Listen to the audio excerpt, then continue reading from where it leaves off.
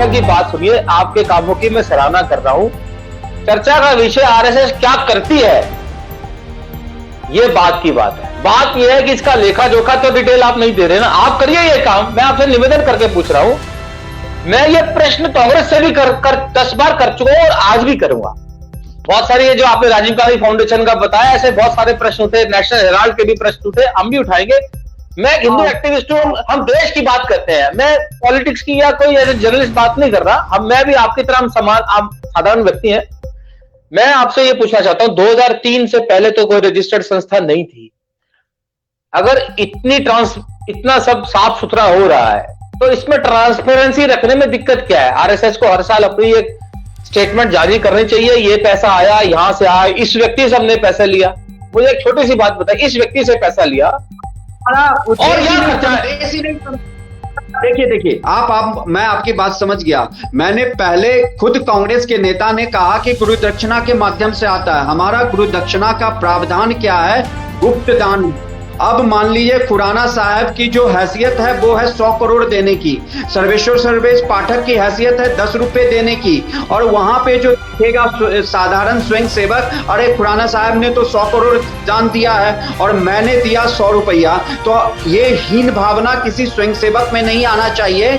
जो हमारे कांग्रेस के नेता कहते हैं कि आप लिफाफा देते, लिफाफा के अंदर बहुत कुछ होता है। यह गुप्त दान की व्यवस्था हमारे इसमें है कि कोई किसी का नहीं देखे, और ये साधारण स्वयं सेवक को भी नहीं पता चलता कि खुराना साहब ने इस बार गुरु दक्षिणा कितनी की है और सर्वेश्वर सर्वेश ने गुरु दक्षिणा कितनी की है। क्योंकि हम हर एक स्वयं सेवक को, चाहे हमारे माननीय मोहन भागवत जी हो, वो भी एक स्वयं सेवक हो, और मैं भी, हर एक स्वयंसेवक आरएसएस संगठन में सामान्य है। वो देश की उन्नति के लिए कार्य करता है। किसी का दायित्व बड़ा है तो वो बड़े कामों में लिप्त है, जो छोटा दायित्व जिसके पास है वो भी जो काम करता है वो भी बहुत बड़ी है। तो हमारा जो चौधरी साहब ने उंगली उठा रखी है, चौधरी साहब ने उंगली उठा रखी है, कामों पे बात करेंगे हम कामों में भी बात। चौधरी साहब पूछना चाह रहे हैं। चौधरी साहब सवाल अपना पूछिए। आप प्रवासी कल्याण आश्रम चला रहे हैं, हम इस सेंटर पे चला रहे हैं।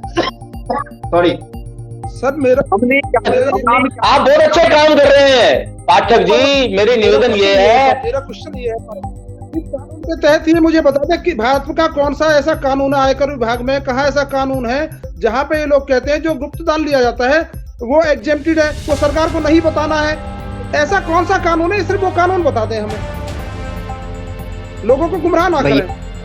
खर्चा तो बता नहीं, थोड़ा बहुत हम कैसे माने गुप्त दान आया है, आया 10,000 करोड़, ये बता दे। टोटल गुप्त दान आया देश से विदेशों से लोग कांग्रेस में बार बार पानी पी के कोसते हैं। ये सिर्फ ये बता दे विदेश से कितना चंदा आया, गुप्त दान बता दे कितना आया। जनता यही तो जानना चाह रही है, हम यही तो पूछ रहे हैं आपसे।